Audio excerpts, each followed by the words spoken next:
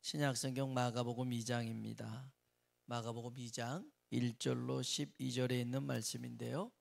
마가복음 2장 1절로 12절에 있는 말씀을 한 절씩 교독하겠습니다. 제가 먼저 1절 읽겠습니다. 수일 후에 예수께서 다시 가버나움에 들어가시니 집에 계시다는 소문이 들린지라.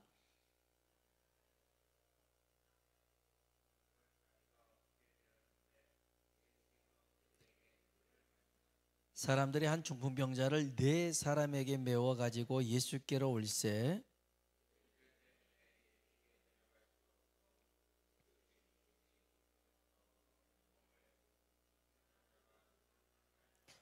예수께서 그들의 믿음을 보시고 중풍병자에게 이르시되 작은 자야 내 죄사함을 받았느니라 하시니 이 사람이 어찌 이렇게 말하는가? 신성모독이로다. 오직 하나님 한 분 외에는 누가 능히 죄를 사하겠느냐?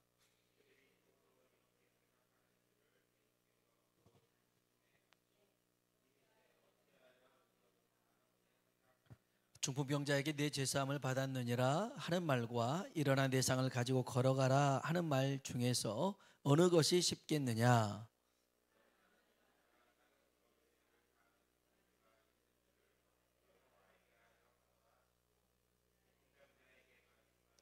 내가 내게 이르노니 일어나 네 상을 가지고 집으로 가라 하시니 그가 일어나 그 상을 가지고 모든 사람 앞에서 나가거늘 그들이 다 놀라 영광을 돌리며 이르되 우리가 이런 일을 도무지 보지 못하였다 하더라. 아멘. 아멘. 우리 한번 인사합시다. 하나님의 은혜가 당신에게 임하기를 원합니다.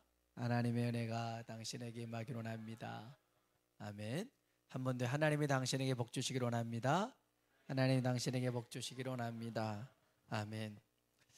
오늘 그런 복이 우리들에게 임하기를 원합니다. 아멘.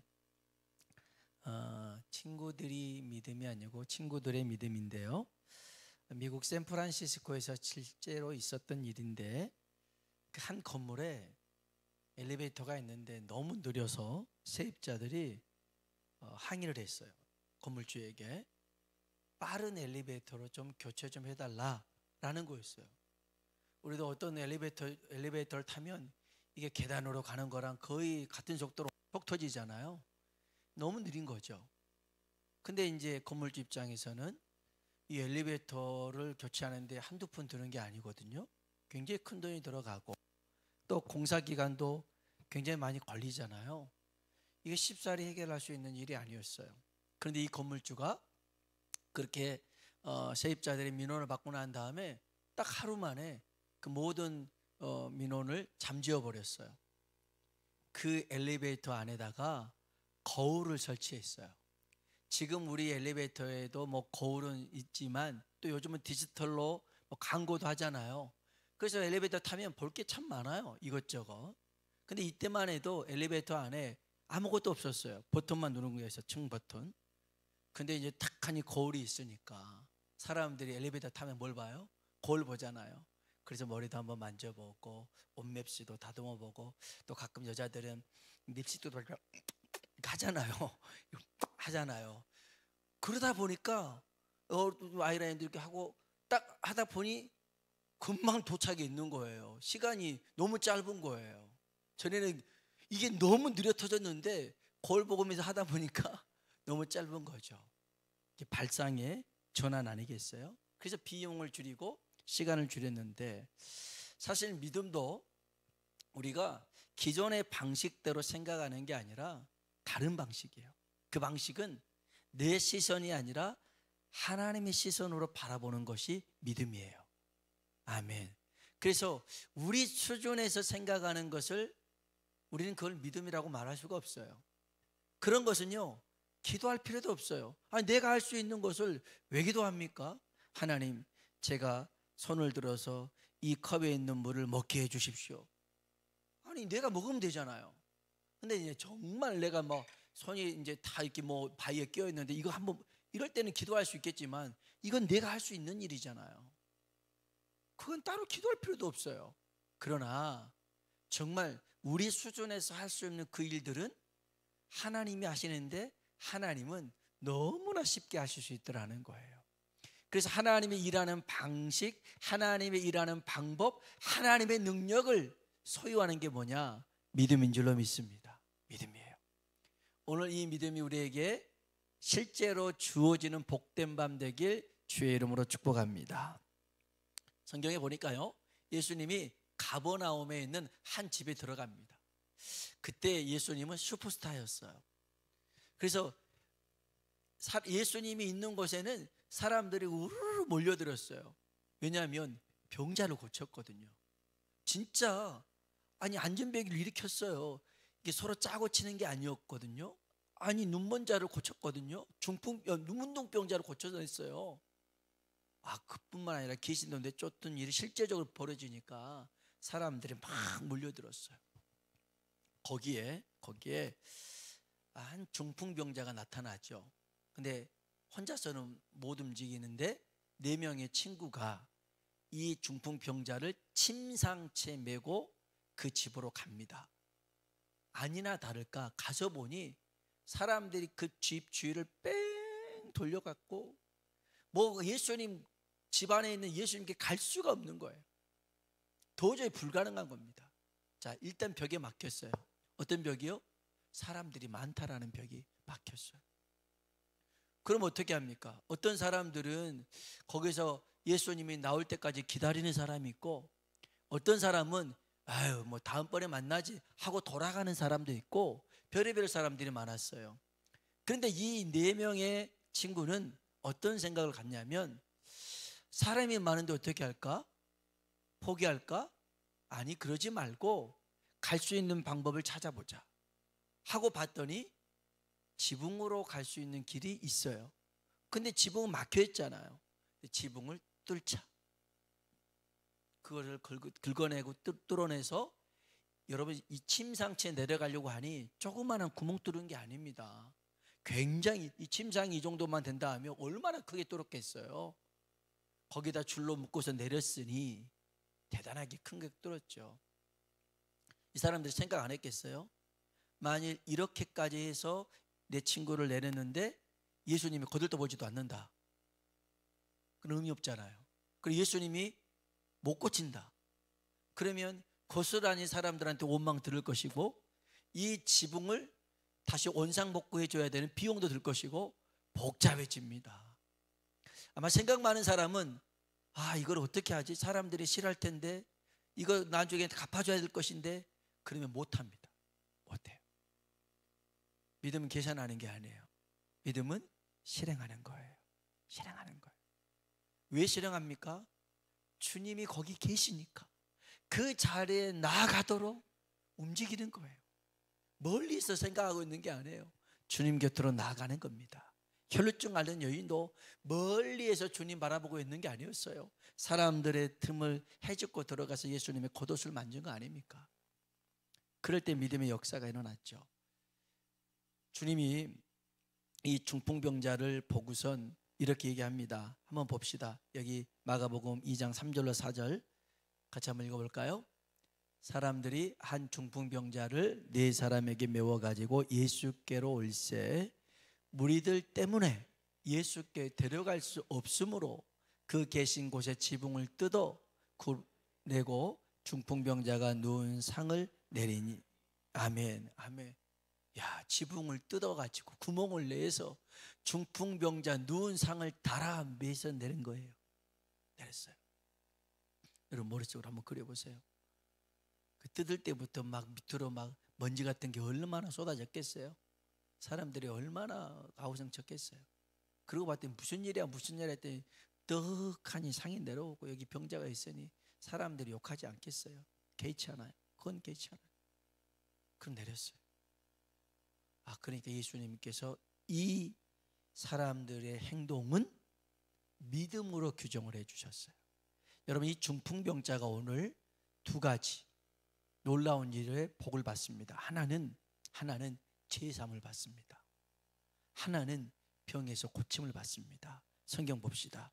자, 먼저는 마가복음 2장 5절입니다. 마가복음 2장 5절 읽어볼까요? 예수께서 그들의 믿음을 보시고 중풍병자에게 이르시되 작은 자야 내 제사함을 받았느니라 하시니. 아멘. 예수께서 누구들의 믿음을 봤어요? 그들의 믿음을 봤어요. 여기 그들이 누구예요? 4명의 친구입니다. 중풍병자의 믿음을 본 게 아니에요. 4명의 친구의 믿음을 보면서 그 현장에 있는 중풍병자에게 내 제사함을 받았다는 거예요. 와, 여러분, 믿음의 사람 4사람만 있으면 어떠한 죄인도 제사함 받게 할 수 있더라는 거예요. 포기할 줄 모르는, 어떤 경우에도 주님께 나아가는 믿음의 사람 4사람만 있으면 한 사람은 구원받게 할 수 있더라는 거예요. 오늘 이런 믿음의 사람 되길 주의 이름으로 축복합니다. 어디 구원만 받았겠어요? 여기 11절 한번 봅시다. 11절 같이 읽어봅시다. 내가 내게 이르노니 일어나 내 상을 가지고 집으로 가라. 아멘. 일어나 내 상을 가지고 집으로 가라. 고침받은 거예요. 치유됐어요. 할렐루야. 믿음의 역사예요. 믿음의 역사. 다시 얘기합니다. 중풍병자의 믿음이 아니었어요. 이 중풍병자를 데리고 왔던 친구들의 믿음이었어요. 그 믿음이 이 친구를 예수님이 계시는 현장으로 이끄니까 기적이 나타나는 거예요. 제가 이번 주에 어느 권사님하고 통화를 했어요.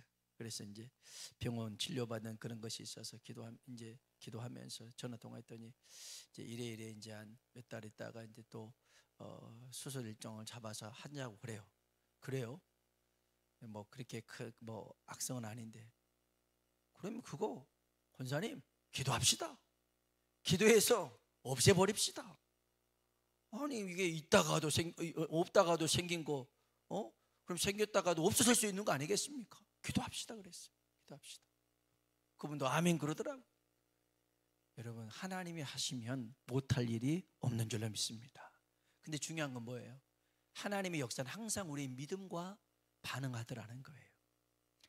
믿음이 없으면 어떠한 역사도 일어나지 않아요. 오늘 우리들에게 중풍병자를 고치게 만들고 구원받게 하는 이런 믿음이 있길 주의 이름으로 축복합니다. 그럼 이 믿음이 어떤 믿음이냐? 따라합시다. 첫 번째로 한계를 뛰어넘는 믿음. 아멘. 이걸 뛰어넘을 줄 알아야 돼요. 한계를 뛰어넘을 줄 알아야 돼요. 자, 이 4명의 친구들이 생각해서 집에 이제 그 예수님 계신 집에 와보니 사람들이 너무 많은 거예요. 보통 사람은 아이고 이게 안 되겠다, 불가능하겠다 이런 생각 갖지 않겠습니까? 지붕 뚫을 생각 누가 합니까? 아무도 못했어요. 먼저 한 사람이 있었더라면 그 사람이 먼저 지붕 뚫었겠죠. 그러나 지붕 뚫은 사람들은 아무도 없었어요. 왜요? 안 될 거라고 생각하니까 포기해버린 거였어요. 그러나 이 4명의 사람은 다른 사람은 다 안 될 거라고 생각하는 그 일들을 하잖아요. 발상의 전환, 패러다임의 변화를 가져왔어요. 삭개오 보세요. 키가 작아요. 사람 많아요. 예수님 볼 수가 없어요. 그래서 그가 포기했나요? 올라가자. 어디로 올라갑니까? 뽕나무로 올라가잖아요. 뽕나무에 올라간 사람이 다른 사람도 몰라요. 성경에 있을 수 있겠지 모르겠지만 예수님이 그 뽕나무에 올라간 삭개오를 보면서 불러주잖아요. 삭개오야 속히 내려와라. 오늘 내가 내 집에 유하야겠다. 그 뽕나무에 올라가는 게 뭐예요? 믿음이라는 거예요. 믿음이라는 거예요. 오늘 우리 주님이 믿음을 보시는 거예요. 믿음을 보시는 거예요. 자꾸만 우리가 반복된 실패를 할 수 있어요. 실수할 수 있습니다. 그것이 우리의 발목을 잡는 경우도 있어요. 안 변하니까, 달라지지 않는 모습에 실망할 때가 있어요. 그러나 거기에 매여 있어서는 안 돼요. 그 서커스단의 코끼리가 작은 말뚝에 매여 있는 거 가끔 보잖아요. 아니 얼마나 힘이 센 코끼리인데 그냥 요만한 그 말뚝에 매여 있는데 그냥 거기서 계속 뱅뱅뱅만 돌아요. 왜 그렇게 됩니까? 어렸을 적에 이 어린 코끼리에게 큰 나무에 묶어놔요. 족쇄를 묶어놔요. 아무리 발버둥 쳐도 이게 큰 나무에 움직이질 않아요. 이거를 몇 번 경험하다 보니까 뭔가 묶여 있으면 움직일 수 없구나 이런 생각을 갖는 거예요. 이게 마귀가 우리에게 주는 생각하고 똑같아요. 너 지난번에도 넘어졌지 않느냐? 오늘도 넘어지지 않았느냐? 그런데 네가 뭘 할 수 있겠느냐? 네 기도를 하나님이 응답하지 않을 거야. 하나님이 다른 사람 응답하기 바쁘지 너는 거들떠 보지도 않아. 이런 말로 자꾸만 우리를 묶어 놓는 거예요. 그러나 여러분, 우리가 비록 죄를 졌다 할지라도 요한일서 1장 말씀에 보면 우리가 우리 죄를 자백하면 우리 하나님은 미쁘시고 의로우사 우리의 모든 죄를 깨끗게 하시고 사하게 하실 줄로 믿습니다. 그를 믿는 자에게, 그를 믿는 자에게. 그래서 뭐가 필요합니까? 믿음이 필요한 거예요. 주님이 우리에게 어떤 믿음을 요구하시느냐? 한계에 짓지 않는 믿음을 요구하십니다. 성경 한번 봅시다. 마가복음 9장 23절 같이 읽어봅시다. 예수께서 이르시되 할 수 있거든이 무슨 말이냐? 아멘. 여러분 믿으십니까? 누구의 말입니까? 주님의 말씀 아닙니까? 예수님이 하신 말씀이에요. 할 수 있거든. 할 수만 있다면 무슨 말이냐? 믿는 자에게는 능히 하지 못할 일이 없다라는 거예요. 다 할 수 있더라는 거예요. 믿음이 있으면. 심지어 주님이 이렇게 말씀하십니다. 마가복음 11장입니다. 22절 23절이에요. 읽어봅시다. 예수께서 그들에게 대답하여 이르시되 하나님을 믿으라. 내가 진실로 너에게 이르노니 누구든지 이 산더러 들리어 바다에 던져지라 하며 그 말하는 것이 이루어질 줄 믿고 마음에 의심하지 아니하면 그대로 되리라. 아멘. 따라합시다. 하나님을 믿으라. 그대로 되리라. 아멘. 하나님을 믿으면 이 산도 바다에 던져질 수 있더라는 거예요. 의심하지 않으면 그대로 되겠다는 것입니다. 그래서 24절 말씀에 이런 말씀이 있어요. 읽어봅시다. 그러므로 내가 너에게 말하노니 무엇이든지 기도하고 구하는 것은 받은 줄로 믿으라. 그리하면 너에게 그대로 되리라. 아멘. 아멘. 무엇이든지 기도하고 구한 것은 받은 줄로 믿으라는 거예요. 그리고 그대로 될 걸 알고 선포하라는 거예요. 선포하라는 거예요. 오늘 하나님께서는 우리의 가정을 구원하셨습니다. 올해 안에 하나님께서 반드시 예배의 자리에 함께 예배하게 할 줄로 믿습니다. 선포하는 거예요. 선포하는 거예요. 그렇게 기도하고 그렇게 믿는다면 반드시 그렇게 이루어질 줄로 믿습니다. 우리가요 한계를 뛰어넘어야 돼요. 저는 요즘 계속해서 이제 교회 어떤 그 행사를 준비하면서도 일정을 준비하면서도 가까이에는 오늘 말씀을 주일 말씀을 준비하면서도 하나님 앞에 기도하고 있습니다. 하나님, 만약 예수님이라면 오늘 어떤 설교를 하셨을까요? 예수님 앞에 온 사람들 막 다 형편이 달라요. 그때 막 배고픈 사람에게 오병이어 기조 행하셔서 먹이시고 또 병자에게는 고쳐주는 그런 일을 하셨는데 오늘 주님은 어떤 일 하시겠습니까? 주일날에는 주님이 어떤 말씀 전하시겠습니까? 우리 주님이 오늘 이 교회 우리 월드 순복음교회 담임 목사라면 주님은 어떻게 하시겠습니까를 구하고 있어요. 구하고 있어요. 여러분, 주님은 절대 오랜 전통이나 또 환경이나 거기에 구애받지 않고 하나님의 역사를 이루어 가실 줄로 믿습니다. 그러니 우리도 똑같이 반복되어지는 그런 실패와 실수와 죄와 상처에 매이지 말고 오늘 뛰어넘는 믿음의 사람 되길 주의 이름으로 축복합니다. 두 번째요, 따라합시다. 믿음은 때를 뒤로 미루지 않는 것이다. 아멘. 믿음은요 기회를 다음으로 미루지 않는 거였어요. 사탄들이 한번 회의를 합니다. 모여서 회의를 하는데 요즘 지옥이 너무 텅텅 비는 것 같으니까 좀 열심을 좀 내보자. 어떻게 해야 되겠냐 회의를 합니다. 졸개들이 얘기합니다. 하나님 가서 못 믿도록 성경을 없애버리면 되겠습니다. 실제로 중국에서도 그 성경을 다 불태웠던 것 아닙니까?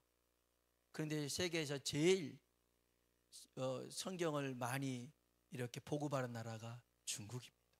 중국이에요. 그 지하교회에서 이렇게 보내.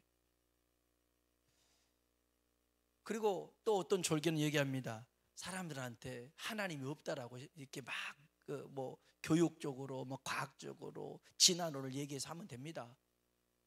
그랬는데 효과는 봤는데 너무 작아요. 몇 명밖에 뭐 지옥에 안 들어와요. 야, 이걸로는 영 형편없다. 좀 센 거 없냐 그랬더니 이 귀신이 졸개가 뭐라고 얘기하냐면, 사람들에게 믿어라. 하지만 차차 믿어라.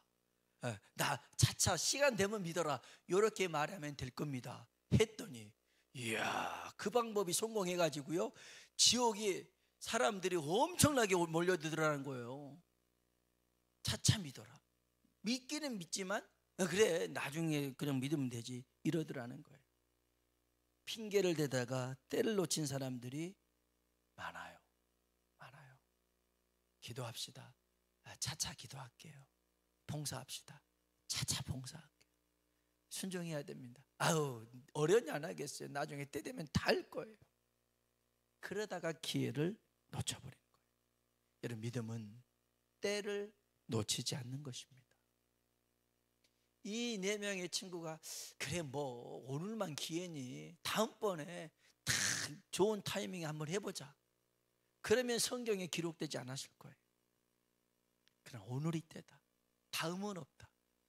다음을 생각하지 않는 게 믿음이에요. 이렇게 말하면 안 되나요?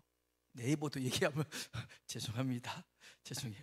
다음을 생각하지 않는 거예요. 다음 생각. 혈루증 앓는 여인이 그 예수님 앞에 나아가서 그 겉옷을 만질 때도 이때가 주님 만날 때라는 것을 알았죠. 오늘 우리들에게도 이 때를 가장 귀하게 여기는 믿음의 사람 되길 주의 이름으로 축복합니다. 마지막 3번째가 이게 귀한 것 같아요. 한계를 뛰어넘는 것도 중요하고 다음으로 믿지 않는 것도 중요한데, 왜 그랬느냐, 왜 이 중풍병자의 친구들이 그렇게 할 수 있었느냐, 이거는 친구를 사랑하는 마음이에요. 영혼을 긍휼히 여기는 마음, 이게 있어야 기적이 일어나고 능력이 나타나더라는 거예요. 이 4명의 친구는 그 중풍병으로 고통받는 이 친구의 아픔을 진짜 마음으로 공감했어요. 그리고 이 친구를 사랑했기 때문에 포기하지 않습니다. 포기하지 않아요. 예수님께서 믿음에 관해서 가장 칭찬했던 한 사람이 있어요. 예수님도 깜짝 놀랄 만한 사람이 있었어요. 그건 이스라엘 사람이 아니었어요. 이방인 백부장이었어요. 이 백부장의 믿음이 얼마나 주님을 감동시켰는지. 어느 날 백부장이 예수님께 나가오는데, 이 백부장이 유대인 이스라엘 종을 병에 걸린 걸 가지고 예수님께 나와요. 그런데 성경은 이렇게 얘기합니다. 누가복음 7장 2절 봅시다. 누가복음 7장 2절 읽어볼까요? 어떤 백부장의 사랑하는 종이 병들어 죽게 되었더니, 아멘. 어떤 백부장의 사랑하는 종이 병들어 죽게 되었더니. 여러분, 이 당시에 종은요, 이건 소모품입니다. 이건 재산에 그냥 재산 목록에 속한 것이지 그렇게 인격적으로 대우하지 않아요. 엊그저께 이제 우리 지방의 목사님 한 분이 돌아가셔가지고 거기에 이제 장례에 이렇게 이제 임원들이 주관해서 갔다 왔는데, 설교하셨던 목사님이 이제 발인 예배를 마치고 난 다음에 우리끼리 얘기하면서 우리들은 하나님의 소모품 아닙니까? 그랬더니 한 분이, 목사님 소모품이라니까 서글프네요. 서글프네요. 서글퍼도 어쩌겠어요. 사실 뭐 주의 사역자들이 다 주님을 위해서 소진하고 살아가는 게 맞긴 맞지만, 이 당시에는 진짜 그런 취급 받았어요. 물건 취급 받았다고요. 물건 취급 받았어요. 그런데 그런 환경 속에서 백부장은 이 종을 사랑했대요. 필요로 했다는 게 아니에요. 이 종이 나한테 꼭 필요한 존재인 게 아니라 나의 사랑하는 존재였대요. 그래서 뭐합니까? 예수님에게 나와서 엎드려서 간구합니다. 마태복음 8장 5절로 6절이에요. 읽어봅시다. 예수께서 가버나움에 들어가시니 한 백부장이 나와 간구하여 이르되 주여 내 하인이 중풍병으로 집에 누워 몹시 괴로워하나이다. 아멘. 야, 이 말에도 얼마나 담겨 있어요. 내 하인이 중풍병으로 집에 있어요가 아니라 집에 누워 있는데 몹시 괴로워합니다. 너무너무 힘들어하다는 것을 봤으니까, 그걸 느꼈으니까, 내 사랑하는 사람이 이토록 힘들어하는 걸 느꼈으니까 달려가서 예수님께 엎드리는 거예요. 여러분, 이방인 백부장의 힘은요 어마어마했어요. 우리 일제시대에 순사 나타났다고 해도 얼마나 무서웠어요. 그 정도가 아니었어요. 100명의 군인들을 다스릴 수 있는 백부장이었어요. 그런 그가 예수님 앞에 엎드려서 간구합니다. 내 사랑하는 종, 이 중풍병을 고쳐주십시오. 얼마나 그 종을 사랑하고 긍휼히 여긴 마음 있잖아요.